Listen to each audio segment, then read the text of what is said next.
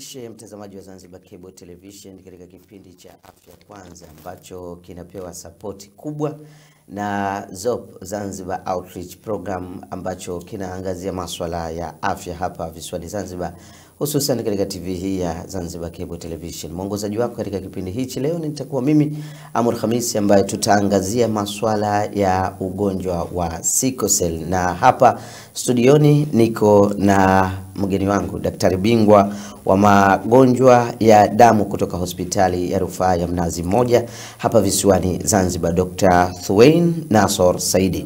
Daktari, karibu sana. Asante sana.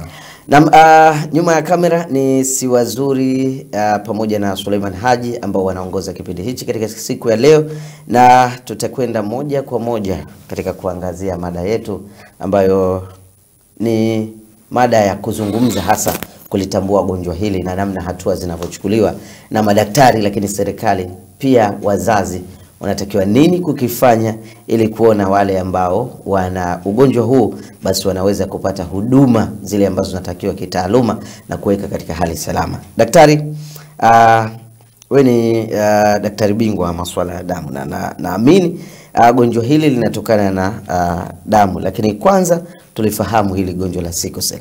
Tukisema sickle cell nafikiri ni Kiswahili hichi. Kwanza Kiswahili ni Kiingereza. Ni Kiingereza, Kiswahili chake ni kipi? Lakini kitaalamu sickle cell hasa ni ugonjwa gani? Asalamu alaykum wa rahmatullahi wa barakatuh. Ndugu watazamaji, asante ndugu mtangazaji kwa kunipa nafasi hii. Kwa jina kama nilivyokusha karibishwa mwanzo, sawa, ni daktari bingwa magonjwa ya damu natokea hospitali ya Mnazi Mmoja. Kwa kuanzia, ugonjwa wa sickle cell ni ugonjwa wa urithi ambao kawaida mtu anakuwa anarithi kutoka kwa wazazi wake wote wawili. Na hapa tunasema kinachotokezea ni urithi wa kile kinasaba. Kwa kinasaba ambacho ni chembe ya urithi ambayo mtoto hurithi kutoka kwa baba na kwa mama, ndipo anakuwa anaupata yeye huu ugonjwa. Na kikawaida tunasema ili ugonjwa huu upate, manake tunasema lazima ubebe ule kwa 100%. Manake ubebe kinasaba kutoka kwa mama na ubebe kinasaba kutoka kwa baba, ndipo kwa 100%, ndipo au zaidi ya 50%, manake kuanzia 60 kwenda juu, ndipo na wewe tunasema kwamba una ugonjwa huu. Kama utaweza kuchukua kinasaba kutoka kwa mzazi wako mmoja, basi wewe tunasema kwamba huna ugonjwa huu wa maradhi ya sickle cell, lakini tunasema wewe ni umebeba kinasaba kimoja. Kitaalamu tunakuita kama ni sickle cell carrier ama sickle cell trait. Neno la sickle cell ni neno la Kizungu ambalo tunatumia, lakini neno fasaha tunalotumia kwa Kiswahili tunaita ugonjwa wa seli mundu. Ugonjwa wa seli mundu unasimama kama ni sickle cell kwa Kiswahili. Sickle cell ni selimundu. Selimundu. Kitaalamu inaitwa selimundu. Na kinachoendelea kutokezea pale ina maana kwamba baada ya mtoto kurithi hichi kinasaba kutoka kwa wazazi wake wawili, basi tayari mtoto yule anakwenda kupelekea mabadiliko katika utengenezwaji wa damu.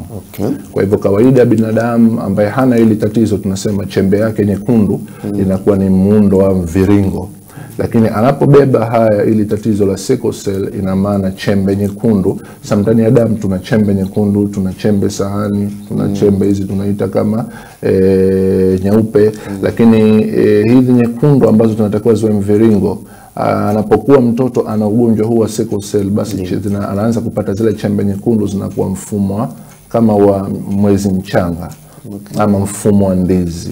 Kama mviringo imekatika. Yes, kama tunavyoona hapo kwamba kuna upande ambao tunasema pale zile pale ni normal, sawa, red blood cell, kama ni chembe nyekundu ambazo ziko mviringo na ziko sawa. Lakini inapokuwa kuna sickle cell, ina maana mabadiliko katika utengenezwaji wa ile damu nyekundu tayari inakuwepo katika mfumo kama ule pale unaotokezea, ambao baadaye ndio utapelekea matatizo tofauti katika mwili wa huyu atakayekuwa nayo hii sickle cell. Kimaumbile mviringo labda na mwezi mchanga. Kwenye ufanyaji kazi wa damu unaathiri vipi? Sasa kawaida mviringo, unajua mviringo unakuwa tuseme ni umbo ambalo linakuwa kama, nitoe mfano mzuri nitafahamika hapa, kama ni umbo la panya tujalie. Umbo la panya kwa kweli unaweza kumuona panya mkubwa lakini anapenya kwenye tundu ndogo kwa sababu umbo lake ni kama sponge. Kwa hivyo ndivyo ilivyo hii red blood cell ambayo iko mviringo. Ambayo ni normal hiyo. Ni normal. Kawaida inapopita kwenye mishipa ya damu basi inakuwa ina uwezo wa kujiset ama wa kujiadjust kulingana na ukubwa ule mshipa ambao unapita bila kuleta athari, bila kuleta maumivu au bila kukwama. Sasa inapotokea hii sickle cell, ina maana hii mara nyingi tunasema inakuwa ni ngumu, halafu inakuwa haipindi, maana yake tunasema ni non flexible. Sawa, na iko rigid, iko ngumu kidogo kitaalamu. Kwa hiyo hii inakuwa ina uwezo wa kupita katika baadhi ya mishipa na ikaweza kustuck, yani kama inakwama kwenye mishipa. Na hiyo ndio ambayo tukija tukizungumza dalili kubwa za maradhi haya ya sickle cell, basi tutaona kwamba zinasababishwa na kukwama kwa hii damu hapa nyekundu inapokuwa inapita kwenye mishipa ya damu na inajikusanya. Kama tukiangalia pale ile picha tutaona kwamba vipi zile shepu zile za mwezi mchanga ama hizo sickle cell zimeweza kupelekea pale kama zinakwama kwenye ule mshipa wa damu na kuzuia damu isiweze kutembea vizuri kwenda sehemu ya pili. Lakini kwa nini iwe zile chembe nyekundu? Sababu umetaja chembe sahani, chembe nyeupe, kuna na hizo nyekundu. Kwa nini ziwe nyekundu na sio hizi nyingine? So hizi sahani wala sio hizi nyeupe kwa sababu maradhi ya damu yako tofauti. Kwa kikawaida hii mabadiliko yanakwenda kutokezea baada ya kutokezea kuna kitu tunaita mabadiliko ya haraka ama mutation kitaalamu zaidi, ambao tunakwenda kubadilisha kwa kupangika kwa zile amino acid katika protein, kwa sababu inayokwenda kuathirika hapa ni ile hemoglobin tunaita kitaalamu. Hemoglobin ndio ambayo inatumika kwa ajili ya kubeba ile hewa safi. Kwa hata ukienda hospitali nyingine utasikia umepimwa wingi wa damu iko ngapi, iko 7, iko 10, iko 12, ni hemoglobin. Sasa hii hemoglobin inasafirishwa katika mwili kwa kutumia chembe nyekundu, red blood cell. Kwa red blood cell unakuta ndio inabeba hiyo hemoglobin na inakwenda nayo katika kupeleka sehemu tofauti, ili kiungo kinaweza kupata damu safi, kiungo kinaweza kupata hewa safi, kiungo kinapata lishe kama nutrient tunasema safi.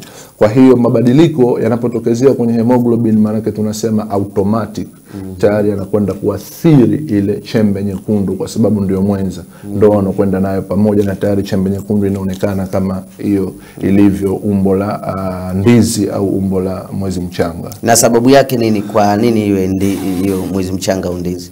Inakuwa ni kwa sababu ndio mabadiliko yametokezea, tunaita mutation, na mabadiliko ya kupangika kwa hizi amino acid.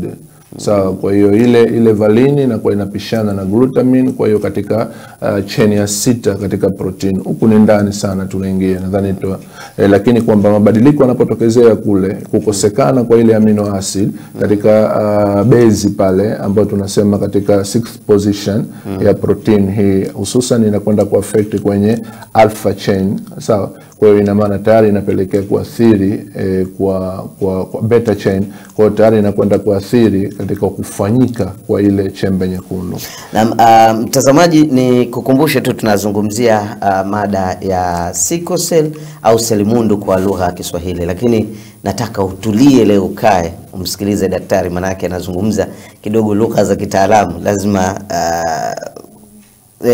akili yako na moyo wako uwe katika televisheni leo umsikilize daktari, ili ujue haya mabadiliko na sababu ya kutokezea hii selimundu. Lakini mwisho atatuambia nini kinatakiwa kufanywa ili kuwalinda hawa watu na kuweza kuishi katika maisha yao ya kawaida. Daktari, umezungumza hayo mabadiliko na utaalamu, kuna acid na vitu vingine. Endapo mtu anazaliwa akiwepo nomo, anaweza kupata selimundu, labda akawa katika wale carrier bila ya kuwa na mzazi yote, labda kwa sababu ya vyakula au mazingira au kitu chochote au matumizi ya dawa labda au acid, inaweza kusababisha hiyo? Hapana. Uzuri wa hili tatizo kama tulivyosema ni tatizo la urithi. Kwa kama ni urithi ni lazima litokane wakati unapotengenezeka ndani ya tumbo la mama wakati kunapokuwa kunaundika vitu tofauti kabla ya kuzaliwa wewe, ndio ugonjwa huu tayari unakuwa umeubeba. Maana yake ni watu ambao wameumbwa wanazaliwa. Ukisema gonjwa la urithi ama tunaita inherited disease, ni ugonjwa ambao mtu anazaliwa nao. Na sio kama labda anakuja kuupata huku ukubwani. Ugonjwa urithi huku ukubwani tayari ushatengenezeka, huwezi kurithi kwa wakati ule.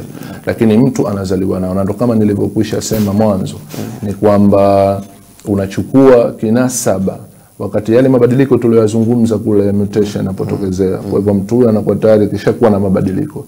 Kwa hivyo yeye sasa tayari ana uwezo wa kubeba chembe moja kutoka kwa mzazi wake mmoja, na kikawaida anakuwa anachukua chembe moja kwa kila mzazi mmoja. Sasa mtoto anapofanyika akiwa amechukua chembe moja kwa mzazi ambaye pengine yeye ana kinasaba kimoja, au kwa mzazi ambaye pengine tayari ana maradhi haya, lakini mzazi huyu hata kama atakuwa na maradhi ana uwezo wa kumpa kinasaba kimoja tu. Na mama tujalia au baba ambaye mzazi wa pili, na sina kusudia yeye kama atakuwa pia anao maradhi haya, kinaweza kikaja kinasaba kimoja. Kwa hivyo huyu mtoto atakuwa amebeba vinasaba vote viwili. Tatizo hili anakuja nalo, anazaliwa nalo, na litaweza kuanza kumuonesha dalili tofauti toka anapokuwa anazaliwa au kila atakapokuwa anakuwa. Kuna dalili ambazo zinaweza kujitokeza mpaka kidaktari tunasema kwamba huyu tuna suspect, sawa, ama tuna makisia kwamba huenda akawa na ugonjwa wa sickle cell. Sasa pindipo atakapokuwa mtoto huyu alozaliwa lakini ameweza kurithi kinasaba kimoja tu kutoka kwa mzazi wake yoyote kati ya baba au mama, basi yeye ndo tunamuita keria, yani amebeba, anatembea nacho. Sasa hawa ndo tunaambua pia wako wengi hawa, nadhani zaidi ya 20%. Sawa, kwa hapa Tanzania unaweza ukawapata pia wako hawa sickle cell trait. Na hawa sasa unakuta yeye huyu anakuwa hana tatizo, yupo normal, anaishi maisha yake ya kawaida, lakini yeye akija akipata mwenza, huyu atakuwa ambaye tunasema ukeria, atafika kwenye stage ambayo na yeye atataka kufunga ndoa. Sasa yule mwenza anakuja kumpata kama atakuwa ni keria naye kama yeye, ina maana hapa tayari huku kuna kinasaba kinatembea na huku kuna kinasaba. Tukumbuke kwamba hawa physical phenotypical tunasema kwamba kwa nje kuangalia hawana tatizo lolote, hawana dalili yoyote ya tatizo la damu, lakini wanatembea nacho. Kwa hiyo akija huyu baba na huyu mama, wakija wakioana na wakitengeneza mtoto, kwa kile kinasaba kimoja kikiamua kije sasa, na huku mama naye alete mtoto, anozaliwa anapata vinasaba viwili. Kwa hiyo akipata vinasaba viwili sasa, ina maana hapa tunasema huyu mtoto tayari anatoka ana tatizo la sickle cell. Kwa hiyo ndo pale inapokuja mzazi anaweza akaona, mbona mimi sina tatizo hili, wala mama yake hana hili tatizo, mbona tumezaa mtoto itakuwa mtoto wetu labda. Kuna vitu tutavizungumza hapo mbele. Sawa. Asante. Na umeliwahi daktari, tulikuwa tunataka tuzungumze hizo dalili kwa hawa watu wawili. Mmoja umeanza kumchambua sasa, ambaye yeye ni keria, yeye nomwa, hajulikani. Na labda kama kuna la ziada tutamzungumza, lakini sasa tuende kwa huyu wa pili. Huyu wakati anazaliwa, labda ndo mdogo, siku ya kwanza, siku ya pili, tunaweza kumtambua vipi, au anatakiwa achukue muda ili kumtambua? Kuna kwa kweli hapa na maana tunaingia kwenye kipengele cha dalili. Sasa tukizungumza na dalili, ziko dalili tofauti lakini zipo kuu, sawa, ambazo tunasema kwamba mtoto anapoanza kuzaliwa, kama tunavyosema ni ugonjwa wa urithi. Kwa hiyo huenda kana jitokeza na baadhi ya dalili kama kupata maumivu ya viungo, sawa, na hili kwa mtoto mchanga maana unaweza kuona muona analialia tu mara kwa mara. Na kwa kweli ugonjwa huu unaanza kutokeza zaidi kwa kasi mtoto anapokuwa tayari anafika ile miezi 6 kwenda juu. Kwa sababu chini ya miezi 6 kuna vitu ambavyo automatic ndani ya mwili wake vinakuwa vinamsaidia. Kuna kitu tunaita hemoglobin ya fetal, ya kichanga. Sawa, hii inakuwa ipo kwa asilimia kubwa kidogo wakati mtoto anapokuwa hajafika miezi 6. Na hii inakuwa ni kama kinga, inamzuia kuweza kupata zile tunaita matatizo yatokanayo na sickle cell. Lakini dalili za awali tunasema ni kama vile kupata maumivu makali. Mtoto anaweza kukuta saa nyingine kama mtoto anakuvimba kama mikono, kuweza kuvimba mikono. Saa nyingine hata macho kupiga umanjano. Sawa, na unaweza ukamuona mtoto labda hata wakati anakuwa mwezi wa kwanza, wa pili, wa tatu. Sawa, unaweza ukamuona kidogo ana hata ule ukuaji wake. Sawa, kuja mwezi wa 5, wa 6 hakui vizuri. Sawa, kwa sababu tukumbuke viungo vinahitaji damu ya kutosha. Na huyu mtoto anapozaliwa maana tayari liko tatizo la damu liko pale. Sawa, kwa hiyo ina maana hata ukuaji tunasema ile kwamba upungufu wa ukuaji uzuri. Sawa, ama growth retardation. Lakini pia mtoto huyu anaweza kumkuta kwamba anaweza kanapata maambukizi ya mara kwa mara. Labda pengine ndani ya mwezi ushampeleka hospitali mara 2. Anaweza kupata homa kali. Sawa, homa ambayo ilikuwa haishuki. Lakini pia pengine atakapofika hospitali kitu kikubwa anaweza kukuta akapimwa damu, basi ukakuta pengine tayari damu yake imepungua, yani haipo katika ile normal. Sawa. Na kawaida tunasema wenye sickle cell damu yao inakuwa ipo katika range maalum, katika wastani maalum kuanzia 5, 6 mpaka 9 hapa. Sawa. Hii ndo damu ambayo wagonjwa wa sickle cell huwa wanatembea nayo. Na kwao ni kawaida au ina athari? Ina athari kwa sababu tayari ile tatizo lipo. Sawa. Athari ipo, ile tatizo lipo, lakini tunasema kwamba huu ni ugonjwa ambao kwa vile tayari wamezaliwa nao na damu yao ndo tunasema iko pale. Maana yake kwenye 6, 7, 8, 9 hapo wako atakaweza kufika 10, lakini na kawaida inatakiwa iwe damu ngapi? Damu kuanzia 12. Damu inatakiwa iendane kulingana na umri pamoja na jinsia. Kwa hiyo tunapozungumza kiwango cha damu ni lazima tugusie umri pamoja na jinsia. Kwa sababu mwanamke ana level yake ya damu, mwanamume ana level yake ya damu pia na age wise. Sawa, ni kutokana na ule umri. Labda una miaka fulani damu yako inatakiwa iwe ngapi, lakini general tunasema damu kuanzia 12 mpaka 16. Hii hapa tunasema ndio kiwango normal. Na mwanzo tulizungumzia kupungua kuganda kwa damu. Uligusia kule. Lakini sasa hivi umegusia jambo jingine, kupungua kwa damu. Haya mambo mawili yanatokeaje? Na kwa nini huku kuna kupungua, huku kuna ile kule? Kwa sababu tumeona kwa nini damu inaweza ikastack, yani ikakafa kama kuganda. Sawa, kwenye mishipa ya damu, kwa sababu tumeona hii chembe nyekundu ambayo tayari ishakuwa ina umbo la mwezi mchanga. Tayari tumezungumza kwamba kidogo inakuwa ni ngumu, na inapokuwa ni ngumu maana hata kupita kwake kwenye suala la mishipa inakuwa pia inapita kwa ngumu, yani inachua. Sawa, inapopita kwenye mishipa inafanya kama kuchua. Kwa hiyo automatic unakuta kuna maumivu ambayo naweza kusema hayaelezeki. Na haya maumivu tunayagawa sisi katika grupu fulani. Tunasema kwamba tunayagawa katika magrupu, kwa sababu kuna maumivu yale ya kawaida, kuna maumivu ambayo makali kidogo, kuna maumivu makali na kuna maumivu makali sana. Sasa inategemea, na haya yanasababishwa kutokana na hii kuganda. Sasa je, hii damu kupita ikawa inachua katika mishipa, labda inaganda alafu kuna nyingine inakuja na sukuma. Maana hapa tukizungumza kuganda, sio ile kuganda kama ni mgonjwa ambaye tatizo jingine.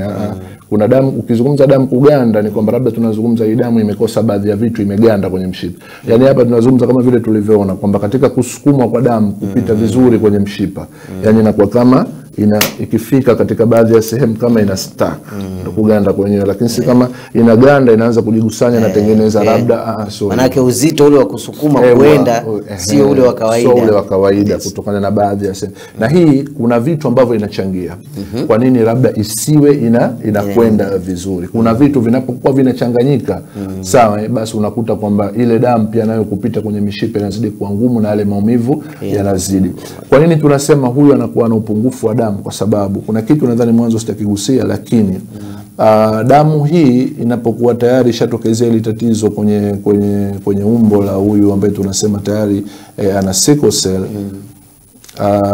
hii inakuwa chembe nyekundu yake inakuwa ina maisha mafupi kabisa. Ina maisha mafupi, yani kawaida chembe nyekundu ya binadamu ambaye hana hili tatizo inaishi maisha yake, kwa sababu seli ndani ya mwili zinapozaliwa mwili wetu huwa kila seli inakuwa ina maisha yake ya kuishi. Okay. Sawa. Chembe nyekundu inaishi kuanzia siku 90 mpaka 120. Okay. Sawa, yani miezi mitatu mpaka miezi 4. Sawa. Lakini kwa wale ambao wenye sickle cell wanapopata hili tatizo, basi ile damu yao inakuwa inaishi siku kidogo sana, yani siku 10 mpaka 20, kwa wastani wa siku 15. Na uzaliwaji wake unakuwaje? Uzaliwaji wake unazaliwa, kwa sababu kumbuka kwamba tatizo hili hakuna tatizo, hakuna kuzuiwa kuzalishwa kwa damu. Tatizo linatokezea kwenye ile damu inotengenezwa, quality kubaki, ile quality au quality ule ubora wa ile damu inazaliwa, kwamba haipo katika umbo la quality nzuri. Tumefahamiana. Kwa hiyo ina maana kwamba inakuja katika umbo. Sasa tukija tukisema kwamba okay, damu yake huyu maisha yake ni mafupi, 10 mpaka 15, 10 mpaka 20, wastani wa siku 15. Kwa hiyo unakuta huyu damu yake yeye ndani ya wiki 2 tayari inavunjwa kwa haraka sana. Ishatumika, inavunjwa. Kwa hiyo ikivunjwa, sasa tunasema ile kitaalamu tunaita hemolysis.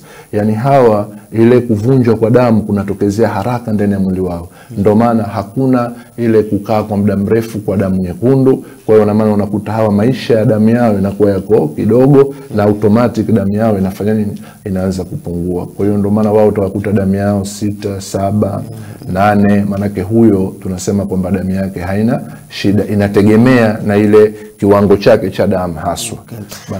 Asante. Huyo ni daktari bingwa wa magonjwa ya damu kutoka hospitali ya rufaa ya Mnazi Mmoja, Dr. Thuwain Nasor Saidi.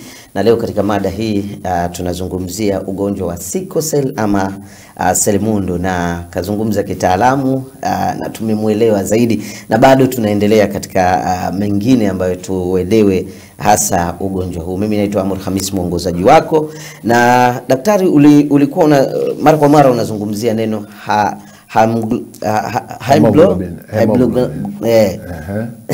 neno la kitaalamu.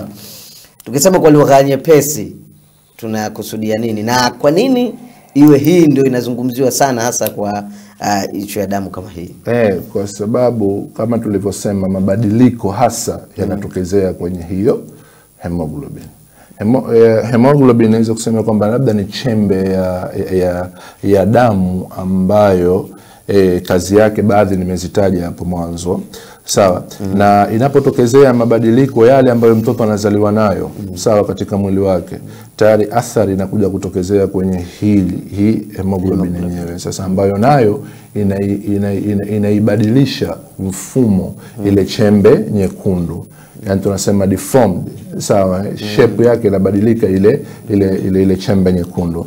Hasa kwa sababu tatizo hasa linatokezea kwenye hemoglobin. Sababu hemoglobin ukitizama imeundika kwa protein. Protein ni aina, ni zimo katika zile class of food. Tunasema protein, carbohydrate, lipid, sawa. Kwa hiyo hii hemoglobin imeundika kwa protein za aina 2. Sawa, kitaalamu tunasema kuna alpha, sawa, na kuna beta. Sawa. Sasa mabadiliko ya katika sickle cell yanakwenda kutokezea kwenye huu muundo ambao tujale, kama mfano ukisema ni kitu ambacho umepika, hichi kitu nimetumia, tujalie na tuwa mfano tu mara moja tuelewane. Kumetokezea mfano hii juice yangu imetengeneza kwa embe na passion, let's say. Unafahamiana? Lakini sasa kati ya haya mawili, embe nilotia imeharibika. Kwa mfano, sawa. Kwa hiyo hii hemoglobin imeundika kwa vitu viwili, tunaita alpha na beta. Lakini pengine kwenye hii beta tunaangalia ndio hiyo embe hii imeharibika. Toka huku mwanzo kuna mabadiliko yametokezea, imeharibu. Kwa hiyo in such a way itakuja kuundika hii tukitakachotoka hapa, sio kile ambacho tulikuwa tunakitaka. Sio kile tulikuwa tunakitaka. Kwa hiyo ndio kiwango, ndio hemoglobin. Najaribu kidogo kutumia lugha nyepesi, lakini hizo mutation, hizo amino acids zilizotokezea, mabadiliko kwenye beta chain katika position ya 6, hizo nadhani kidogo tutawachanganya wapenzi watazamaji. Lakini natumai katika kipindi hichi lazima kutakuwa kuna wataalamu ambao na wao mabingwa na madaktari, watu ambao wa hospitali na wao wanaangalia. Kwa hiyo nadhani nikizungumza kwa lugha fulani na wao tayari wamenielewa. Lakini hayo ndio mabadiliko ambayo yanakuja kutokezea. Pale kwenye dalili tukasema wale ambao ni kiria ni watu normal. Ni watu normal mara nyingi. Wale tunakuwa tunawashauri. Kuna vitu ambavyo tunawashauri nini wafanye.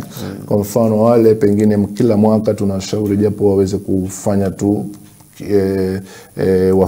wafanye ile tunaita kama screening ya mwili wao, ukiangalia damu, hasa kupima figo, sababu kuna vitu vina uhusiano na hawa carrier ambao nadhani tutakuja kuzungumza siku nyingine. Lakini hapa tuliko nataka niangazie hii 20%, na kwa vile mwingine labda anadhani yeye yuko kawaida, anaweza tu kutafuta mwenza akaoa na labda akatokezea hayo ya kati. Lakini ili sasa mimi nijitambue ni carrier au niko kawaida, nini napaswa nifanye kabla labda ya kuchukua huo muamuzi mwingine? Hapo najua labda pia inaweza kuweka sawa, kuna takwimu ambazo kidogo hatujazungumza. Unajua ugonjwa wa sickle cell kwa Tanzania kwa kila mwaka watu 11,000 mpaka 14,000 uzaliwa wakiwa na sickle cell watoto. Sawa, duniani sasa hivi tuna makisio ambayo kuanzia 300,000 mpaka 400,000 watoto wanazaliwa wakiwa wana sickle cell. Kwa hiyo nadhani utaona kwa ukubwa gani ugonjwa huu tayari unakuwa. Lakini hapo sawa, tukirudi tena katika kiwango hichi ambacho tunawaona sawa, au 14,000 almost hivi tena wanafikia. Tanzania, kama Tanzania hapa naizungumza, tumo katika ile 5 bora ya dunia ya ukubwa wa magonjwa haya. Yes. Sawa, tukianziwa na Nigeria, Congo, India, sawa. Na sisi tumo sasa hapo, na nadhani sasa hivi tunapanda, maana tulikuwa tupo nafasi ya 5. Nadhani sasa hivi Tanzania tunaanza kusogea kwenda kwenye nafasi ya 4. Sawa, lakini utaona sasa utaona huu ukubwa wa hili tatizo sasa hivi lipo vipi, na ndio maana kupitia hivyo sasa tunajaribu pia kutoa elimu, kushajishana na kuweza kutoa ufahamu zaidi. Na tunashukuru kwamba mwezi ambao unakuja wa Septemba, nao tuko mwezi wa 8, huu mwezi wa 9 ambao unakuja tunasema ni mwezi hususan wa utambulizi wa tunasema ni awareness, ni ya kuweza kutambua uelewa, yani ni mwezi wa uelewa wa haya magonjwa ya sickle cell. Kwa hiyo kama nikirudi kwenye swala lako sasa, nimejaribu kugusia kule, kama ukitaka kujijua, maana tunasema kuna kipimo ambacho wewe unatakiwa ufanye kwa ajili ya kupima. Yes, unaweza kuanza na kipimo kidogo tunaita sickling test. Saa nyingine hichi mnakuwa hatukitumii sana, lakini kwa awali, kwa kuanzia, unaweza ukafanya hivi. Kama ni carrier, unaweza ikikasoma positive kama wewe umebeba japo na kinasaba kimoja. Sasa baadaye ukisha kusoma positive, kuna kipimo ambacho kinaitwa kwa hapa kwetu ndio tunatumia sana, HB electrophoresis. Sawa, hicho kipimo tayari unafanya, then inatuambia wewe kama unalo ile tatizo. Kama ni carrier, manake automatic utakuwa una chini ya 50%. Manake hujavuka ile 50%, 10%, 20%, 30%. Kwa tutajua kwamba wewe ni carrier. Na kwa sababu hizi takwimu zimeniogopesha kidogo bila shaka, na hasa uliponiambia kuwa baada ya kushuka tunapanda. Manake ni kwamba carrier tuko zaidi ya hawa wanaozaliwa. Kwa sababu zinazopelekea ugonjwa sasa unapanda. Unajua kama tunaposema kwamba ugonjwa huu ni wa urithi. Kwa kama ni wa urithi, maana yake unajua kinachosababisha kimoja ugonjwa huu kuweza kukua ni huu utaratibu wa kwamba njia tunazozifunga, ndoa zetu namna zinavyokwenda sasa. Tukitizama Zanzibar au Tanzania kwa ujumla, sawa, hususan Zanzibar ambapo tayari tunasema kwamba ni ndoa ambayo tunaoana, unajua sisi wenyewe kwa wenyewe. Umeona, familia maana mtoto wa mjomba, shangazi, wewe leo unaenda kuoa hapa, akija ami yako baba mkubwa, sijui atakwambia huyu mtoto huyu. Umeona, sasa kama tunasema lile tatizo ni la urithi, ina maana linatambaa kwenye kizazi. Kwa ndio maana sasa utakuta tayari yale maradhi yanakuwa sawa, kwa kiwango, tunasema kwa kiwango fulani, sio kikubwa sana, lakini yanakuwa sawa. Lakini sababu moja kubwa hapo inopelekea hivi ni hiyo intermarriage, tunasema kuoana sisi wenyewe kwa wenyewe. Lakini pia sababu nyingine ni uelewa. Sawa, kwa sababu inawezekana uloa si mtu wako karibu, hayumo kwenye familia yako, lakini pia uelewa sasa, je, unakuaje? Sawa, mimi kabla kuoa, manake hapa nilikusudia huko mbele ya kipindi labda nini tuiambie jamii, nini vipi tuishajihishe jamii, ni kwamba sasa hivi tunaweka utaratibu na tunashajihisha sana katika ndoa zetu basi tusimalizie kupima ile tukenda tukapima tule ukimwi peke yake. Maana sasa hivi watapima ukimwi wako salama basi wafunge ndoa. Lakini pia tunachojiisha kwamba kuweza kupima na ugonjwa huu wa sickle cell. Na hapa naomba jamii nielewe vizuri. Tunaposema kupima ugonjwa haina maana kwamba utakapojulikana wewe ni keria maana yake hutoweza kuoa au mtatakiwa msioane, hapana. Hii ni mfumo ambao tutaweka vizuri kwamba utakapojulikana labda wewe ni keria au labda wewe pengine una ugonjwa huu, ni kuweza sisi kama madaktari wataalamu wa afya sawa, kuweza kukuweka kitako na kukufahamisha kwamba labda kizazi kitaweza kwenda vipi. Utaratibu wa watoto wako unaweza ukawa sawa. Kuna nguvu ya mwenyewe Mwenyezi Mungu tunamwachia hapa, lakini kama daktari na bwana wewe una tatizo hili na mkeo ana tatizo hili, hapa kuna uwezekano wa kupata mtoto mmoja, mbili, tatu. Katika watoto hawa asilimia fulani unaweza ukapata asilimia 50 na watoto ambao wana sickle cell. Sasa psychological tunatakiwa kama baba ujiandae, kama mama mjiandae, na pale inakuwa ni muda mzuri sababu na pale mnakuwa tayari moto pale zawe. Kwa hiyo pale tunakusema mimi sio yuko sawa pale, maana pale hata ukiambiwa kuna chochote huelewi. Lakini kwa upande mwingine unakuwa tayari tushakupa elimu kidogo, unajua mtoto wangu sasa hivi tutakapopata mtoto basi hatua za mwanzo tumpime, tuweze kujua mtoto wetu yeye yukoje, kwa sababu sisi wenyewe tunalo hili tatizo hata kama sio kwa 100%. Na hii itapunguza ule ukakasi, ule unyanyasaji, kwa sababu bado tutakuja kwenye jamii hapa ziko ndoa zinaachika baada ya kuonekana labda mwanamke anazaa watoto ambao wenye namna hiyo.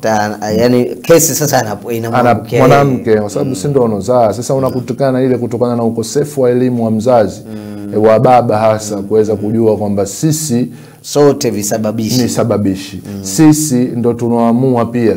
Tumefahamiana kwa sababu mwanamke tayari yupo, lakini baba pia ndo tuna maamuzi katika kutengenezwa kwa mtoto. Mungu katupa hiyo nguvu. Umenifahamu? Kwa hiyo huyo alokuja manake sio mama peke yake. Sasa kuna baadhi na ndio maana kwamba tunajaribu kutoa elimu kwamba mama ambaye ana mtoto mmoja, mama ambaye ana watoto wawili, nao wagonjwa ambao pengine ana mtu ana watoto watatu, wote wana sickle cell. Sio kwamba labda ni tatizo kwa mama au kwa baba. Sasa unapokuwa umepata elimu toka mwanzo ukajua, ina maana ile inakupelekea wewe kuweza kujua okay, mimi hili swala nishaambiwa, daktari kishanifahamisha. Kwa hiyo hata kama atakapokuja Mungu kanijalia, atakapokuja daktari kishatufahamisha huyu mtoto vipi tuishi naye, lakini si tena badala yake tuanze kumnyanyasa. Manake wewe unazaa watoto wagonjwa, manake huyu mtoto wiki hii tumeenda hospitali, wiki inokuja, yani umenifahamu Kwa hivyo hilo ndo lengo kuu, lakini sio kama labda msioane, hapana. Asante sana Dr. Thuwain Nasor Saidi, daktari bingwa wa magonjwa ya damu kutoka hospitali ya Mnazi Mmoja, na leo tunazungumzia kuhusiana na mada ya sickle cell au selimundu kwa lugha nyepesi tu ya Kiswahili. Na sasa hivi tunaenda mapumziko mafupi, tukaangalia huu upimaji wa saratani ya matiti. Tukirejea ni katika mada yetu hiyo ya selimundu. Ngizi na Gazi, Mnazi Mmoja Hospital. Leo tupo hapa kwa ajili ya kueleshana kuhusiana na kansa ya matiti ambayo inaonekana ipo katika dunia na imetuzunguka. Kwa hiyo leo hapa tutaonesha hatua fulani ambazo utazichukua wakati wewe mwenyewe binafsi ukijiangalia matiti yako endapo ukiwa nyumbani, kabla hujaonana na mtaalamu wa afya au daktari yoyote. Kwa hiyo hapa tutaonesha hatua hizo. Kupitia hivyo wewe mwenyewe unaweza kujitambua dalili hizo na kuyatambua maziwa yako jinsi gani unaweza kuyajua. Hivyo sasa kuna hatua 2 mpaka 3, na hatua hizi tunaangalia kwamba unaangalia kwa hivi ambapo mimi mwenyewe nimesimama au utaangalia mwenyewe ukiwa umelala. Wakati hatua hizo unazifanya ukiwa nyumbani kwako, utaenda kwenye kioo chako, utasimama kama nilivyosimama mimi, ambapo hapo umetoa nguo zako, umebakisha maziwa yako. Ukifanya hivyo uwe katika hali ya utulivu, hakuna disturbance yoyote. Hivyo sasa unaangalia maziwa yako kupitia kioo chako, utajua maziwa yako yakoje.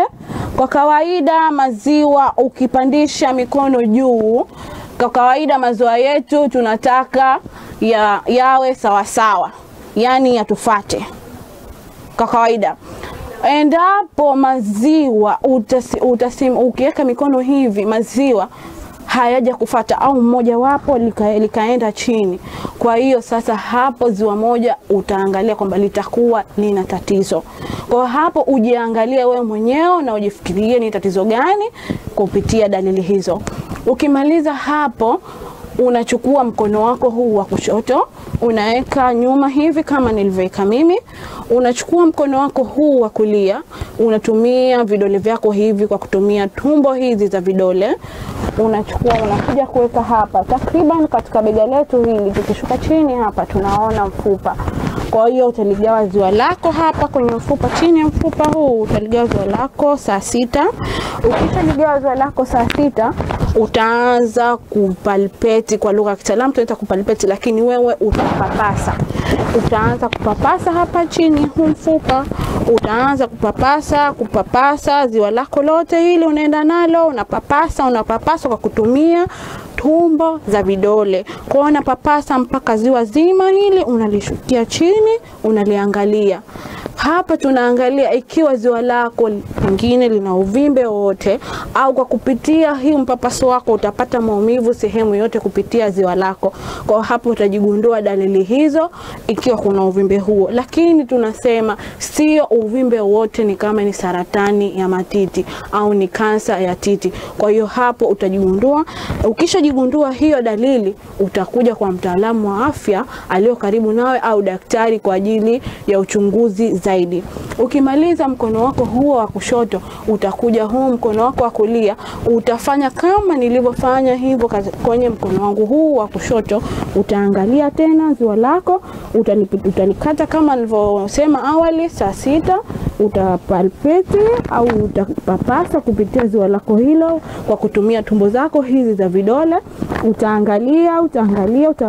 Utalipapasa ziwa lako mpaka chini kupitia mikono yako hiyo. Ukimaliza hapo, unaangalia ziwa lako.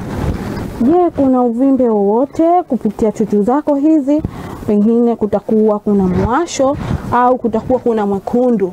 Na ukimaliza hapo, utayabinya maziwa yako. Kama ziwa litakuwa linatoka usaha au damu au uchafu wa aina yoyote ambao sio kawaida, basi kupitia dalili hizo unatakiwa uharakie kwa daktari au mtaalamu wa afya yoyote aliyo karibu na wewe.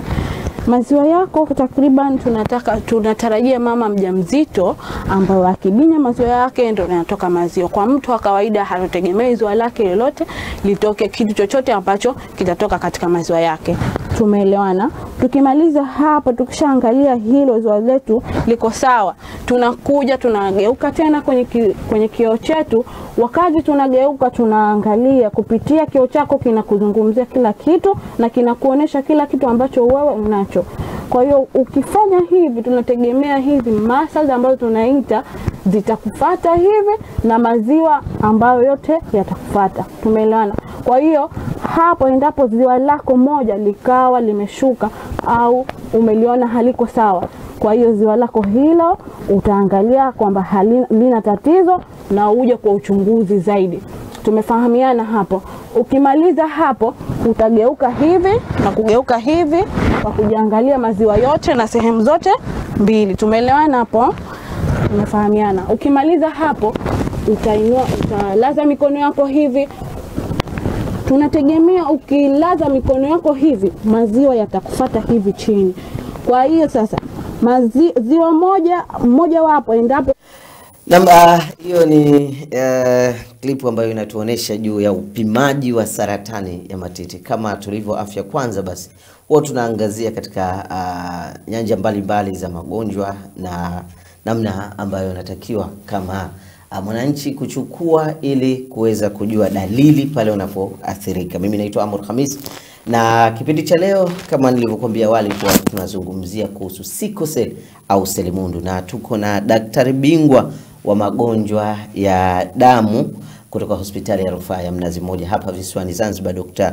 Thuwain Nasoro Saidi, na tumezungumza mingi tu hapo awali. Lakini sasa hivi moja kwa moja daktari, tukaangazia athari zipi mgonjwa wa sickle cell, hasa yule ambaye atadharau zinaweza zikampata. Okay, kwa ujumla labda athari za sickle cell tunaweza kusema kwamba kunaweza kutokezea athari kuanzia kwenye kichwa, tunasema mpaka kwenye sehemu za miguu. Kwa maana gani? Kwamba athari anaweza mtu akaanza, mfano tukianza labda kwenye kichwa, kunaweza kutokezea matatizo kama ya kupata kiharusi. Sawa, lakini pia watoto wengine ama mtu ambaye ana sickle cell na labda pengine hafati kidogo ushauri wa kidaktari, haonekani kliniki, anaweza pia akapata athari za macho, kupoteza nuru ya macho. Pia kupata, anaweza sione kabisa, anaweza kama itaendelea tatizo la macho, kwa sababu tatizo lolote usipolichukulia hatua kama labda laanza kuanza kidogo kidogo, mbona macho yangu sioni vizuri, sawa, kwa sababu station katika mishipa ile mishipa ya macho, sawa. Lakini pia unaweza kupata tatizo la kifua, sawa, kubanwa na kifua. Kuna hizi tunaita kama ni majanga ambayo yatokanayo na sickle cell ama crisis tunasema, sawa. Lakini pia anaweza kupata tatizo la moyo, sawa, moyo pengine kwa sababu ni tatizo ni la damu. Kwa hiyo kama ni damu na moyo kawaida unasukuma damu. Kwa hiyo kama ambayo damu iko chini, tunasema damu inashuka, hapati ushauri mzuri wa kidaktari, mtu ambaye anatakiwa damu yake ianze kwenda hapo 6-7, yeye pengine anapata damu 3-2, sawa, anakuja huko. Kwa hiyo automatic hata moyo nao pia unafanya kazi kwa nguvu sana, unapiga sana. Mwisho wa siku unaweza kukuta pia tatizo la moyo likajitokeza, aidha kuvimba kwa moyo, aidha baadhi ya sehemu kuweza kuziba, ni kama hivyo. Lakini pia tukija katika mfumo mzima wa usagaji wa chakula, sawa, unaweza kukuta kwamba katika hapa tunadhani tuna ini ili hapa ambalo tayari kutokana na utendaji wake kazi, na tuna bandama ambayo kwa sickle cell ambayo kikawaida tunasema kama hili ndilo ambalo linatumika zaidi katika uvunjwaji wa damu, hususan kwa hawa sickle cell. Of course inatumika kwa binadamu yoyote, ndio sehemu ambayo tayari tunasema kwamba damu yetu inavunjwa ili kuruhusu damu mpya izaliwe, sawa. Lakini sasa hili linapokuwa kwa sickle cell, na hasa linapokuwa mtoto analo na linakaa hii bandama kwa mfano kwa zaidi ya miaka 6 kwenda juu, kuanzia miaka 7, miaka 8 bado lipo tunasema, basi laweza likawa linabinya kidogo na linavunja damu kwa wingi. Na ndio maana uvunjwaji wa damu huu na kuathiri kwa lile ini, kwa sababu zinategemeana katika uvunjwaji wake wa damu, unaweza kukuta sasa mtoto huyo, na hata ile saa nyingine unakuta wanaanza kupiga na macho manjano, sawa. Ni dalili moja wapo ya watoto kupiga macho manjano. Kwa hiyo mwingine utasema mwanangu macho yake manjano karogwa, lakini inakuwa ni tatizo hili kwa sababu ukivunja kwa damu, sawa, kuna vitu vinazalishwa pale, na vile vitu vitakapokuwa vinazalishwa, vinapojikusanya kwa wingi kwenye mwili, tunaita hizi pigment za bilirubin, hasa hizi tunasema zile ambazo haziko direct, sawa, basi zinapelekea kupigisha kwa macho manjano sana. Lakini pia kutokana na kufanya kazi sana kwa ini bandama zikishirikiana, basi pia inaweza ikawa kunatokezea kuzuia, yani kublock, tunaita kwa Kiswahili labda tuseme kufanya nini, yani kitu kama kimegandia kwenye ile mirija ya kutoa zile matira ambazo zinazaliwa kwenye ini, sawa. Na mtoto huyu akapata aidha kufanyika kwa vijiwe kwenye ini, sawa, ama kukwama kutoka kwa ile tunaita cholelithiasis, acute cholecystitis kitaalamu, ambayo inapelekea maumivu makali, labda kutapika, kuhisi kichefuchefu, kupata maumivu makali ya tumbo, sawa. Lakini pia katika mfumo mzima wa kizazi, sawa, unaweza ukapoteza kizazi. Lakini pia kwamba kwa wale wanaume wanapata ule tunaita mdindo usio kawaida, sawa, katika sehemu ya kiume. Kwanza mtoto kamuona tu, na hata hiyo ni dalili moja pia, kama hata mtoto unayo miaka 3-4, lakini unamwona anatokezea baadhi ya vitu sana, nyingine mdindo ambao katika sehemu ya uume ambayo mpaka anaumia haurudi na si wa kawaida, basi ni moja wapo tunasema ya majanga ambayo yanasababishwa na sickle cell. Chingine kikubwa katika sehemu za miguu, unaweza kukuta ikawa inatokezea zile kama kupata vidonda sugu, vidonda ambavyo hakipoi, na sawa, pia ni dalili moja, ni athari ambayo itokanayo na sickle cell. Japo kwa upana zaidi tunagawa katika athari katika magrupu mawili. Kuna zile athari za muda mfupi, kupata maumivu na vitu vingine, sawa, lakini na kuna athari ambazo kwamba tunasema za muda mrefu, ambazo zinaweza zikamwachia aidha tatizo la maisha la mtoto, kama yeye kupata kiharusi, akapoza mkono, mguu, sawa, au ndo kama hivyo akapata kwa mfano kidonda ambacho kilichokuwa kiko sugu sana, anaweza akapata ulemavu, labda pengine kuharibika kwa mfupa, sawa, kwa sababu tujue kwamba mifupa pia hapa ina tatizo. Ndio maana ugonjwa huu kwa wengine wanauita ugonjwa wa maradhi ya mifupa ama ugonjwa wa mifupa, Sawa, tumesema kule ni sickle cell, kwa Kiswahili tunaita selimundu, lakini wengine wanaita ugonjwa wa mifupa. Sawa, sababu ugonjwa wa mifupa, kwa sababu tunaita hivyo kwa sababu kutokana na maumivu yanapatikana katika mifupa sana, hususan mifupa ambayo ni mirefu kama ya mikono, kama ya miguu. Yes, na athari zipi ambazo kwa awali labda akiwa mtoto mdogo, tuseme pale kuanzia ile miezi 6 ambazo huwa zinatokezea sana? Zinatokezea sana ni kama hivyo, kupata maumivu ya mara kwa mara, sawa, macho yake kupiga manjano, sawa. Hizi ni athari ambazo za haraka haraka unaweza kuzigundua. Kuvimba kwa mikono, dalili ambazo tumezizungumza. Na hapa tunasema kwamba maumivu kwa mtoto, kwa sababu yeye mtoto akiwa pale hawezi kukwambia mama naumia mkono, naumia mguu ama tumbo linaniuma, sawa. Utamuona tu analia, ile kulia mara kwa mara. Lakini kuna vichochezi ambavyo vinakuwa vinachangia mtu kupata hizi athari ambazo zote. Moja wapo kubwa, ziko nyingi, lakini kubwa yao ni kuto kutumia maji kwa wingi.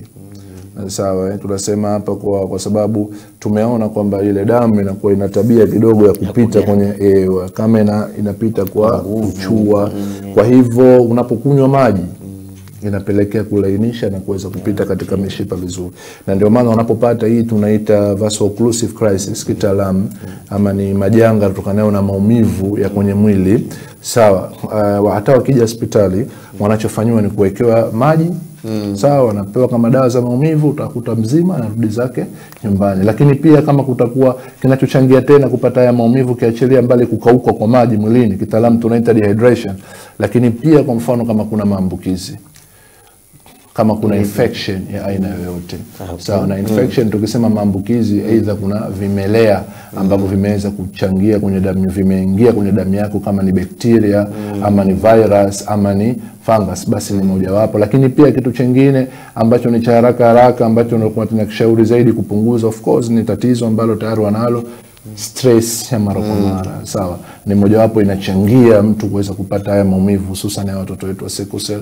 Kwa hiyo tujitahidi kwamba kuweza kuweka katika mazingira ambayo wanakuwa hawana hizi na vitu vingine ambavyo ni vingi. Na hata lile la mwanzo pale tumelizungumza kwa baba anapomshout mama, ni kama hivyo, kwa stress, maana yake ana stress na mtoto. Stress na mtoto. Wako watoto ambao nadhani tutafanya kipindi ambacho tutawaleta, na ndio maana kutokana na hawa mazingira wanaopitia, tatizo linaanza toka wanapozaliwa mpaka wanakuwa. Wako ambao sasa hivi wako vioni, wako ambao sasa hivi washaolewa, wako ambao washaoa, wako ambao wana watoto, lakini mazingira walioanza toka wadogo mpaka wamekuwa ni mazingira kidogo ya umini. Ndio maana tunawaita mashujaa, ni warriors, sawa, kwamba hawa tunawaita mashujaa. Napozungumza na shujaa, wamepambana sana, mazingira mingi wamepita, aidha wengine wamepita mazingira mazuri, wengine ni kama hivyo unyanyasaji, wiki moja hospitali, siku 2 nyumbani, wiki hospitali, siku 3. Tunaambia hanenepi wewe, macho manjano, wengine wanambwanyewa chawi, mnifahamu. Kwa hiyo sasa unakuta wamepitia mingi, na ndio maana tunawaita mashujaa, na tunaweka siku yao maalum duniani kuweza kuadhimisha kama hii ni siku ya mashujaa duniani wenye sickle cell, ambayo tunaiadhimisha kila ifikapo tarehe 19 ya mwezi wa 6 kwa kila mwaka kuweza kuadhimisha. Tuzungumzie hali yao sasa, jamii ambayo inaishi na sickle cell, na hiyo jumuiya yao hapa Zanzibar ikoje? Kwa hapa Zanzibar, kwanza tuseme kwamba hapa Zanzibar tuna jumuiya ambayo halali kabisa imepata usajili kutoka kwa Mrajis, ambayo ni kama mwaka juzi tumeipata, sawa. Inaitwa ZASCO, na mimi ni kwa mmoja wao wa katibu. Ni jumuiya ambayo tumeita ZASCO, ni ya Zanzibar Sickle Cell Organization, na hii ni jumuiya ambayo tuna ofisi zetu ziko pale Mpendai kwenye ofisi za magonjwa yasiyoambukiza ama NCD, na hii ni jumuiya ambayo inaratibu, inaendesha, inasimamia miongozo yote ya hawa mashujaa, sawa, ambayo hawa wanaishi na sickle cell. Ni jumuiya ambayo ina mwenyekiti wake, sawa. Ni jumuiya ambayo ina mkuu wa fedha, ina wasaidizi, ina katibu, msaidizi katibu, kila kitu. Ni jumuiya ambayo inajiendesha, na kama nilivyosema inatumika kuratibu. Huko nyuma ilikuwa hatuna, lakini kwa sasa hata tunajaribu pia kuwa nao karibu, kuzungumza nao kwa karibu zaidi, na ni jumuiya ambayo ina wajumbe, sawa. Na kupatikana kwake sana, tunasema labda mtu anaweza kujiuliza, hii sasa jumuiya kama mimi nataka kujiunga, vipi nafanya? Tulisema kwamba kliniki za ugonjwa wa sickle cell kwa sasa Zanzibar tunaziendesha pale hospitali ya wilaya ya Jitimai Magogoni. Na hunakuwa kliniki zetu tunazifanya kila siku ya Jumatatu na Jumanne. Jumatatu ni watu wazima ama kuanzia miaka 12 kwenda juu, na Jumanne inakuwa ni watoto miaka 12 na kushuka. Kwa hiyo kupitia hizi kliniki zetu tunatoa elimu tofauti. Wako hawa mashujaa ambao viongozi ambao wao tayari wanawashajihisha pale, wanatoa vipande, watakufahamisha namna ya kujiunga na jumuiya, na takriban mashujaa wote ambao wapo sasa tunao tayari tumewapa vipande maalum ambacho kipande kitajionyesha jina kamili, tatizo limeanza lini, mwaka ambao alopata ile tatizo, pamoja na grupu la damu yake, ili atakapokwenda kokote kwamba labda na upungufu wa damu, labda imemtokezea kitu chochote, aweze kujulikana huyu ni mtu wa ni nani, maana yake ni shujaa, na wapi tunaweza tukapata taarifa zake. Kwa hivyo ni hivyo, niwakaribishe kwa wale ambao wote wadau wa afya tofauti sawa kutoka Zanzibar na Tanzania kwa ujumla.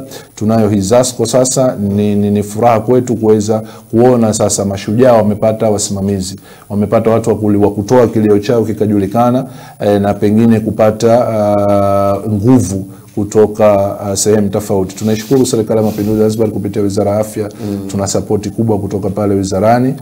Waziri nadhani baadhi ya maadhimisho yetu ya mwaka juzi alikuwa yeye ndo mgeni rasmi, na tuliweza kumfikishia ujumbe wetu, na alhamdulillah tumeendelea vizuri kupitia yeye kama waziri wa afya.